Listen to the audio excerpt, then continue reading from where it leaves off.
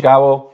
Bienvenidos a un episodio nuevo. Este episodio vamos a conversar un poco sobre el sistema de entrenamiento HIIT, bastante popular, y vamos a hablar cómo este programa puede ser efectivo si lo realizamos de la manera correcta, y eso es súper importante.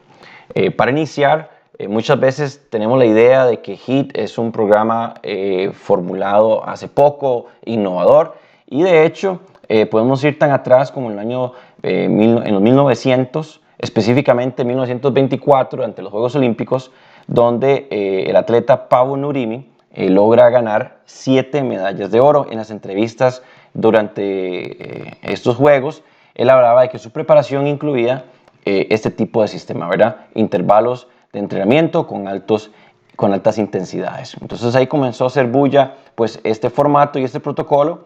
Luego en 1930 se diseña el sistema de entrenamiento Farlek por el entrenador sueco Gösta Holmér, que es muy parecido a un programa de HIIT. Farlek en sueco significa juegos de velocidad y trata de trabajar en cambios de velocidades durante un tiempo determinado, muy similar a pues el programa de HIIT. Ahí fue tomando más fuerza y luego en 1996 por un profesor japonés, Yusimi Tabata, pues diseña el protocolo Tabata, el cual es un HIIT específico. En este caso serían 8 rondas de 20 segundos de ejercicio seguidos por 10 segundos de descanso por un total de 4 minutos. Y de ahí, pues otros entrenadores comenzaron a utilizar este tipo de protocolo y fue tomando fuerza hasta pues llegar al año 2000, en donde comienza a llegar a los gimnasios. Y la razón fue porque durante todos sus estudios pues comenzaron a notar una gran cantidad de efectos positivos que daba este sistema a nuestros cuerpos, ¿verdad? La efectividad, lo que estaba logrando pues a nivel fisiológico era bastante alto y pues en este caso comenzaron a explotarlo, ¿verdad? ¿Por qué es este sistema de HIIT pues tan popular y a la vez tan efectivo? Bueno, primero que nada, HIIT produce un efecto que se llama EPOC. EPOC por sus siglas quiere decir efecto de exceso de consumo de oxígeno posterior al ejercicio. Suena demasiado extraño, pero básicamente lo que quiere decir es que aunque yo haya dejado de entrenar, existe o sigue habiendo un consumo de oxígeno posterior al ejercicio. ¿Qué quiere decir con eso? Que si por ejemplo durante el ejercicio yo tuve un consumo de calorías de 200 a 300, aún después de haber entrenado, mi porcentaje de consumo sigue siendo bastante alto, ¿verdad? Entonces, ¿qué significa? Pues obviamente hay un mayor gasto calórico, no solo durante el ejercicio, pero usualmente, de acuerdo a estudios, entre 24 y 48 horas después de haber entrenado. ¿Por qué sucede esto? Esto sucede porque la intensidad del entrenamiento es tan fuerte que aún después de entrenar y días después de entrenar, pues todavía sigue gastando el cuerpo energía para reparar todas las proteínas musculares dañadas durante el ejercicio. Entonces, tan intenso, tan fuerte, que aún hay un gasto calórico bastante elevado para poder pues, recuperarse. Uno de los factores por lo cual lo hizo súper popular es porque básicamente el HIIT utiliza únicamente grasa corporal para energía. ¿Y esto por qué es importante? Cuando entrenamos, cuando realizamos actividad física, hay un proceso que el cuerpo va utilizando para ir gastando energías y la grasa no es la primera. De hecho, es la última. Es la última fuente que el cuerpo va a utilizar como combustible, por decirlo así, durante el ejercicio. En cambio, cuando usamos el programa de HIIT, es el primero que utiliza, ¿verdad? El trabajo que hace es el primero que utiliza. ¿Y por qué sucede esto? Bueno, básicamente, cuando el cuerpo comienza a hacer este tipo de picos de trabajo, incrementa la densidad de mitocondrias. Hay un volumen sistólico muy elevado y hay una capacidad oxidativa de los músculos muy alta. Yo sé que esto suena un poquito médico o tal vez muy científico, pero básicamente las mitocondrias son las que se encargan de utilizar la grasa como fuente de energía. Entonces, a través del programa de HIIT, cuando yo incremento de manera violenta, por decirlo así, los sistemas de entrenamiento, pues nuestro cuerpo dice, ok, esto es demasiado para nosotros, no lo puedo manejar de una forma normal, llamemos a la caballería, que en este caso son las grasas, y pongámoslas a trabajar. Entonces comienzas a crear un montón de mitocondrias para que utilicen la grasa como fuente de energía. Es bastante interesante la forma en que pues, el cuerpo reacciona.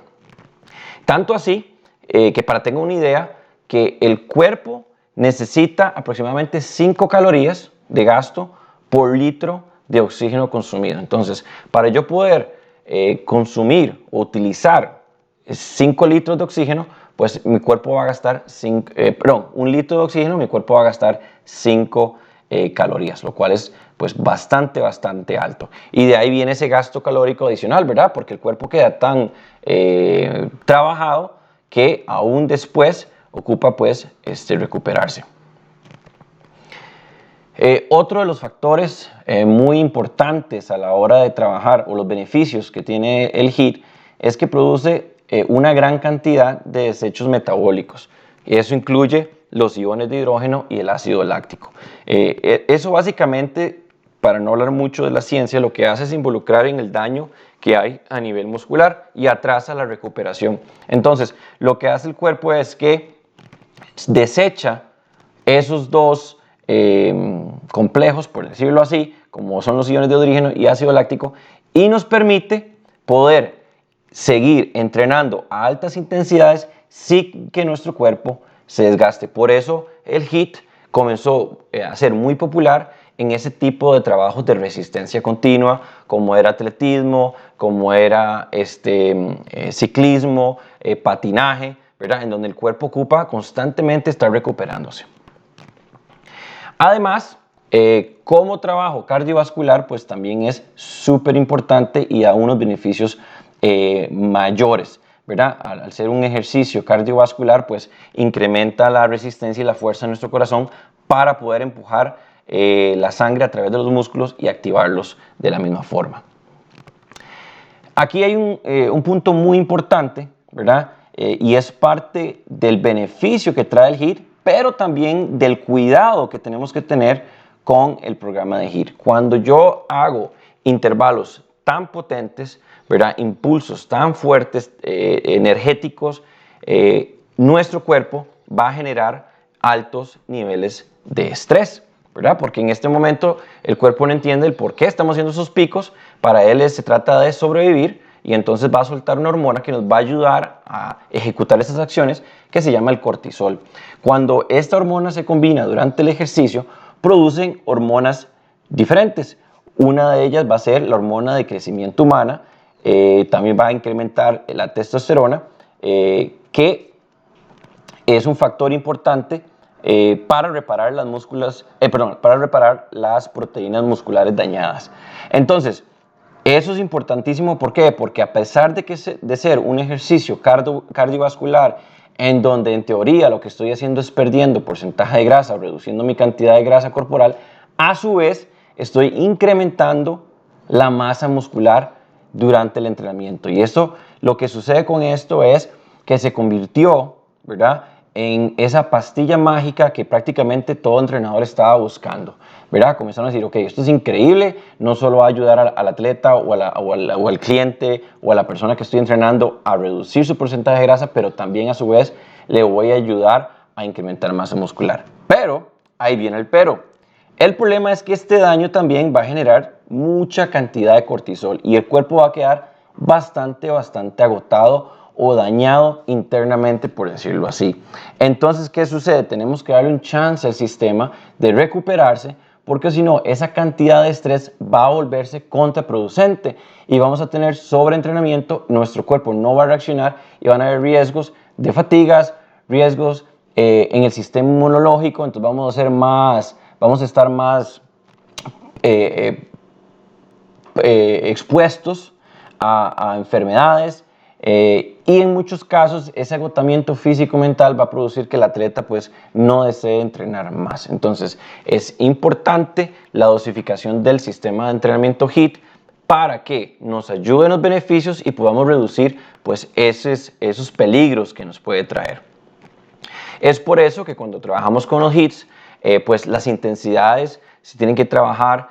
Usualmente uno como entrenador, uno baraja entre 1 y 10, 1 siendo una baja intensidad y 10 siendo la más alta. Entonces cuando hacemos un HIIT queremos trabajar a una intensidad de aproximadamente 8. Y se hacen por periodos bastante cortos porque no es producente poder mantener una intensidad 8 por 2, 3, 4, 20 minutos, ¿verdad? Por eso tiene que trabajarse intensidades muy altas, darle al cuerpo a recuperarse y volverlo a tirar para arriba.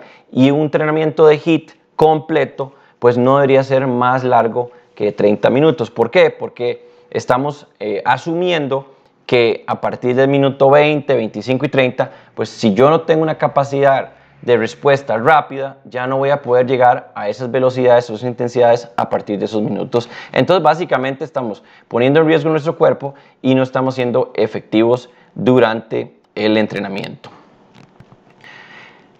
De aquí vengo con las razones por las cuales en los últimos años se ha mal usado o se ha usado de una manera incorrecta pues el sistema de entrenamiento HIIT, ¿verdad? Para decirlo de una forma muy grotesca, se ha prostituido el HIIT, se ha expuesto el HIIT como una pastilla mágica, como el único ejercicio que te va a ayudar a perder grasa. Se ha expuesto el HIIT contra el cardio regular, entonces mucha gente ha dejado de utilizar el cardio, muchos entrenadores han dejado de dosificar el cardio regular, ¿verdad? De intensidades constantes por largos periodos de entrenamiento, asumiendo de que no es bueno, y eso no es cierto. A pesar de que el HIIT es un sistema bastante efectivo, es efectivo en ciertas áreas fisiológicas que ocupamos tener, pero no podemos también dejar atrás un sistema de entrenamiento cardiovascular y cardiopulmonar como son los ejercicios de cardio comúnmente escuchados de intensidades estables y largas, ¿verdad? Como un trote suave de 40 minutos, un fondo de 30, una natación constante. Entonces, esto ha producido de que al dosificarse mal vaya a convertirse en algo que no es efectivo. Y entonces sucede que la gente comienza a decir, no, el sistema HIIT no es bueno, no funciona, no sirve y se pierda pues este protocolo, cuando en realidad fue mal dosificado y mal usado.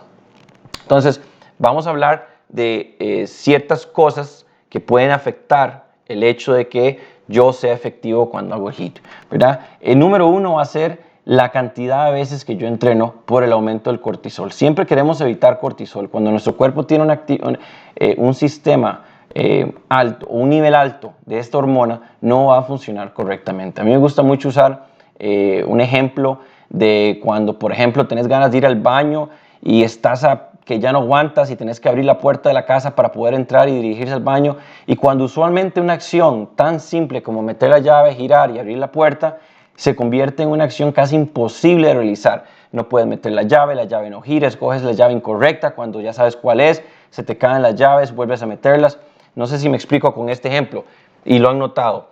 ¿Esto por qué sucede? Porque mi cuerpo está con un grado de estrés tan alto y no está preparado para ese grado de estrés que reacciones motoras y mentales básicas como escoger la llave o la motora fina, ¿verdad? Introducir la llave y hacer el giro, el cuerpo no las puede ejecutar. Entonces hay que tener muchísimo cuidado qué cantidad de cortisol le doy al cuerpo, especialmente con entrenamientos como el HIIT que son tan intensos.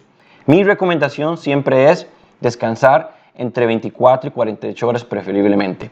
Yo usualmente en las planificaciones cuando hago trabajos de HIIT, ustedes van a notar que va a venir una sesión de HIIT, al día siguiente una sesión de recuperación activa y nuevamente una sesión de HIIT, ¿verdad? Y los trabajos del HIIT van a ir adecuados a la capacidad de reacción que tiene la persona. Por ejemplo, si es una persona principiante, va a tener 2-3 rondas con bastante descanso entre cada ronda de cada HIIT para darle esa recuperación completa al cuerpo. Entonces voy a trabajar intenso por 5 minutos durante un HIIT, voy a darle al cuerpo 2-3 minutos para que se recupere y nuevamente voy a intentar hacer el HIIT por 2-3 rondas más. Entonces voy a tener un trabajo completo de alrededor de 25 minutos, pero va a haber bastante descanso en los mini HIITs dentro de un HIIT global, por decirlo de esa forma. ¿Para qué? Para ir manejando esos niveles de cortisol y que el cuerpo se vaya adaptando a la cantidad de estrés que puede manejar durante las sesiones y además, pues obviamente es súper importante que pueda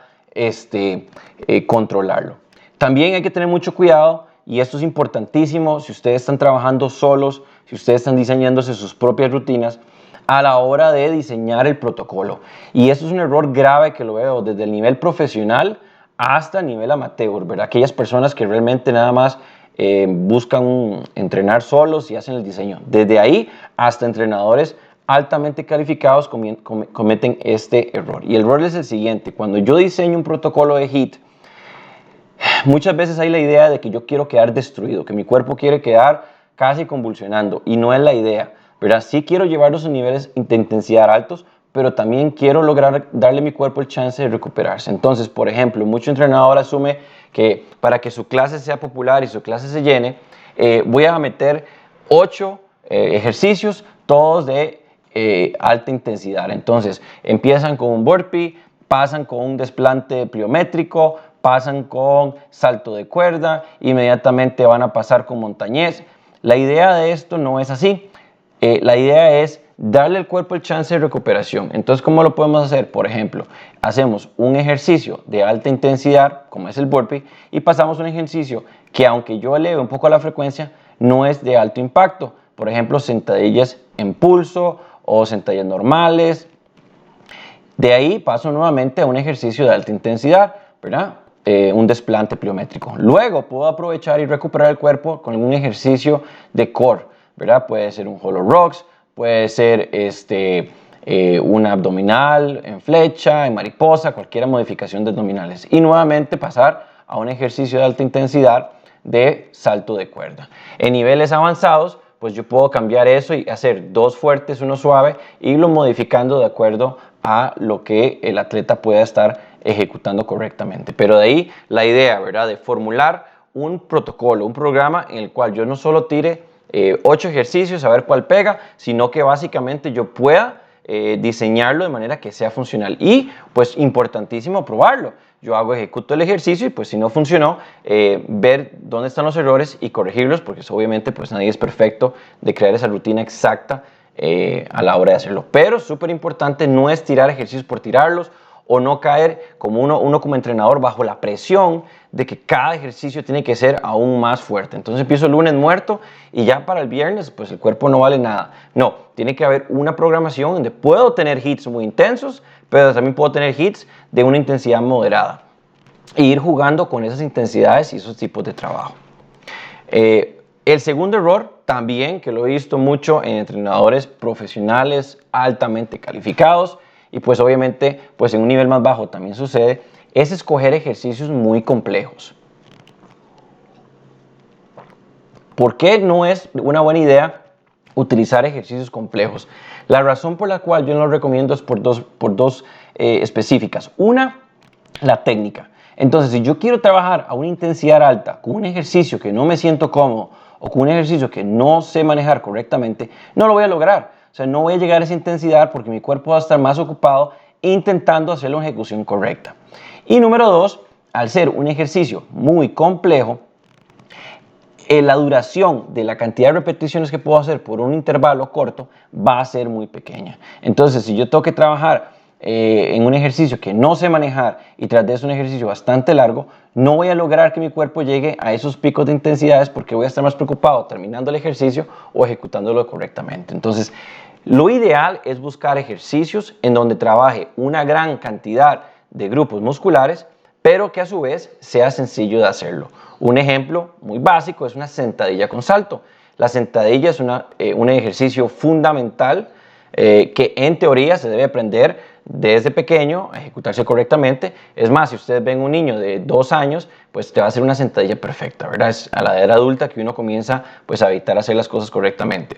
Pero es un ejercicio bastante fácil de ejecutar, fácil de aprender, y a la hora de convertirlo en pliométrico, pues se convierte en o incrementa la cantidad de dificultad a la hora de ejecutarlo, ¿verdad? Un ejercicio como el burpee, que es un ejercicio, pues básicamente es muy sencillo de aprender, difícil de ejecutar, sí, pero básicamente sencillo de aprender, el cual, aunque hagan 1, 2 o 3 burpees, va a haber un pico altísimo en el gasto calórico porque estás trabajando prácticamente todos los músculos del cuerpo, incluso hasta los músculos de la cara, cuando uno hace esas muecas de sufrimiento durante los burpees, ¿verdad? Entonces, escoger cuáles ejercicios me benefician, cuáles ejercicios me ayudan a tener un mayor gasto calórico, pero sean fáciles de utilizar. Y otro error también muy común que he visto es buscar ejercicios el cual yo ocupe una resistencia adicional. Y ahora, eso es súper importante. No estoy diciendo que no tengan que hacerlo, pero no es necesario y puede ser contraproducente. El hecho que tenga que usar mancuernas o que tenga que usar barras o ligas o cualquier otro tipo de ejercicio puede complicar la rutina, especialmente si es con un trabajo de barras y tengo que estarle cambiando el peso. Eso no va a funcionar en un HIIT, ¿verdad? Si tienen 2 mancuernas y pueden colocar 4 ejercicios donde puedan usar el mismo peso de cada mancuerna, en donde el ejercicio lo puedan realizar de manera intensa y además puedan hacerlo de manera correcta, pues genial. Pero darle ese peso agregado para una supuesta forma de incrementar la dificultad no es lo correcto. Entonces, si por ejemplo la persona apenas está haciendo las sentadillas con salto sin peso y ahora quieres meterles unas bandas para que sea más difícil o le pones un par de mancuernas, eso va a generar pues un estrés mucho más alto, no necesario.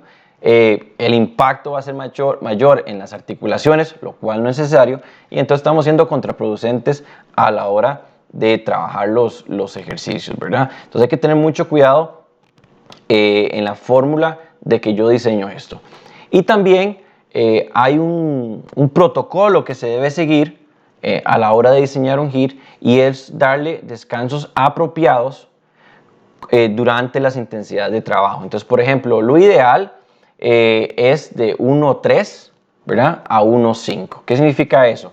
Que si yo voy a trabajar por 40 segundos, darle al cuerpo por lo menos un descanso de 10 segundos. Lo ideal, usualmente a mí me gusta trabajar 1.2. ¿Qué significa eso? Que si la persona entrena por 40 segundos, va a tener 20 segundos de descanso. Si entrena por 30 segundos, pues va a tener 15 segundos de descanso. En niveles principiantes podemos reducirlo a 1.1, que sería 40 segundos de ejercicio, pues con 40 segundos de descanso. E incluso podemos ir más hacia adelante, dependiendo del ejercicio que estemos trabajando, y hacer 15 segundos de trabajo con 75 segundos de ejercicio. Le damos la vuelta, ¿verdad? Entonces, esto usualmente lo van a notar mucho en los farlex, que es un HIIT para atletismo, ¿verdad? Entonces, ¿cómo yo hago un HIIT?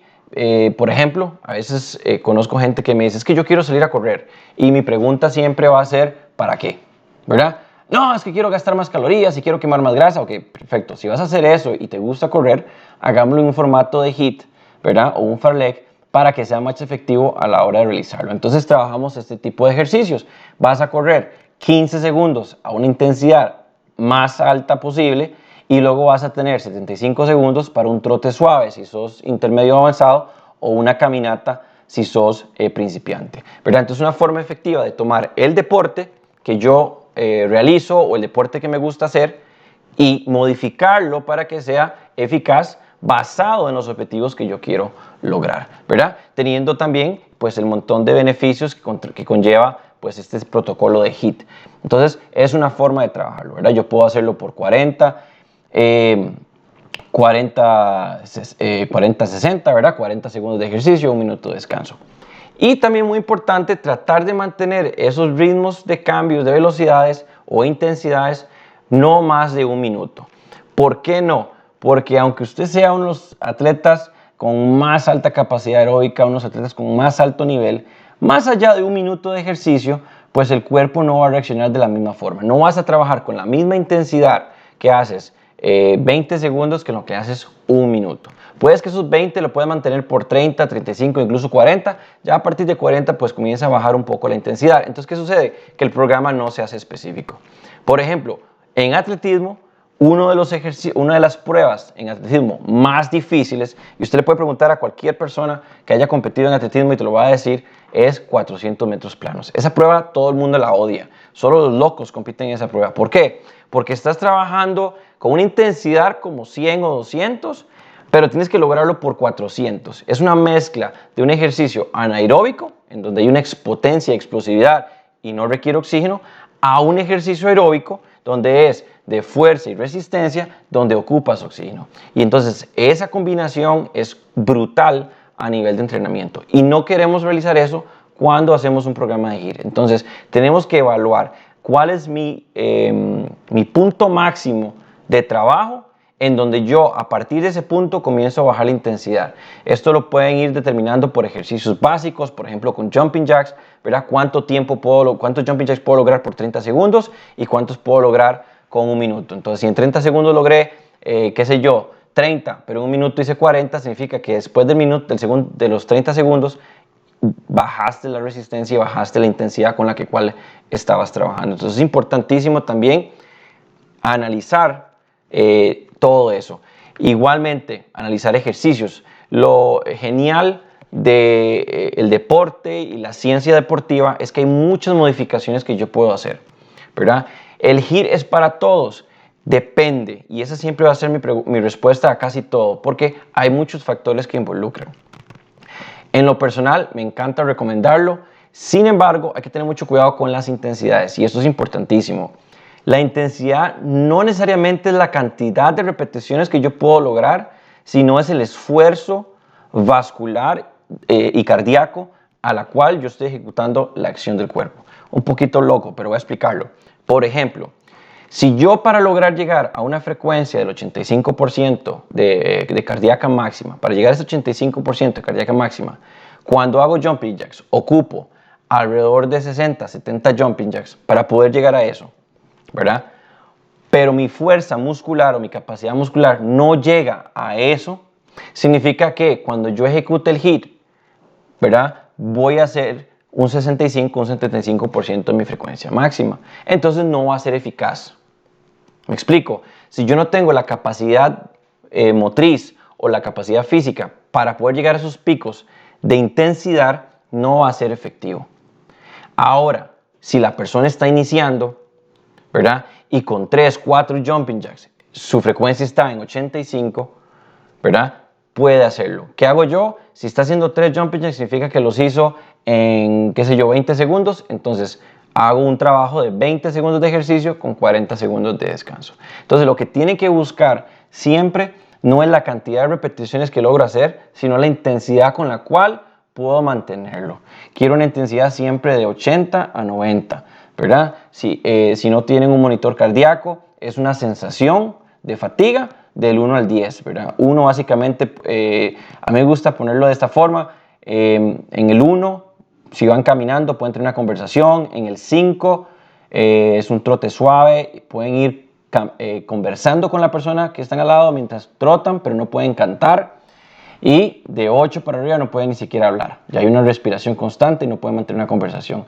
Entonces, eso es importantísimo. Entonces, la persona sí puede hacerlo, sí puede hacer un HIIT, pero hay que tener muchísimo cuidado en la dosificación y también en la intensidad. Para una persona que apenas está iniciando, una sentadilla constante a alta velocidad por 20 segundos ya se convierte en sí en un HIIT, ¿verdad? ¿Por qué? Porque el esfuerzo que está haciendo ese cuerpo en esos momentos, al ser una tolerancia tan baja, están logrando el pico de intensidad. Entonces, sí se puede lograr, pero es importantísimo aprender a dosificar el HIIT, los ejercicios, las intensidades y los descansos, pues para cada persona. Por eso en los programas que yo trabajo, especialmente con el HIIT, hay todo un protocolo que tienen que seguir, una evaluación física que tienen que seguir para determinar el nivel de trabajo y las cargas de trabajo. Además, pues siempre van a haber modificaciones de ejercicios de alto impacto con ejercicios de bajo impacto. Entonces, para cerrar, HIIT funciona, es efectivo, sin embargo, no es la fórmula mágica que muchos entrenadores y muchos gimnasios tratan de vender. Hay que tener muchísimo cuidado a la hora de trabajarlo. Puede generar muchísimos beneficios, pero a su vez también puede generar muchísimos problemas, incluso lesiones, si no se hace de la forma correcta. Mi recomendación personal, encuentren un entrenador, busquen a alguien capacitado para que les pueda ayudar a realizar el HIIT, o si van a aplicar para algún programa, pues asegúrense que el programa tenga todo un protocolo. En el caso del mío, ¿verdad? Donde tienen que hacer una evaluación física, previa, en donde los resultados le va a determinar el nivel en cual van a trabajar y van a haber modificaciones en lo que es los tipos de descanso, el tipo de trabajo, tanto alto impacto como bajo impacto, y de una manera progresiva ir avanzando hasta poder lograr esos hits intensos para alto rendimiento. Espero que les haya gustado el programa. ¿Quieren saber más sobre ejercicios, deporte, nutrición? Los invito a visitar mi blog www.mundoejercicio.com para encontrar una cantidad de información que les podrá ayudar a mejorar en sus aspectos físicos y mentales. Muchísimas gracias.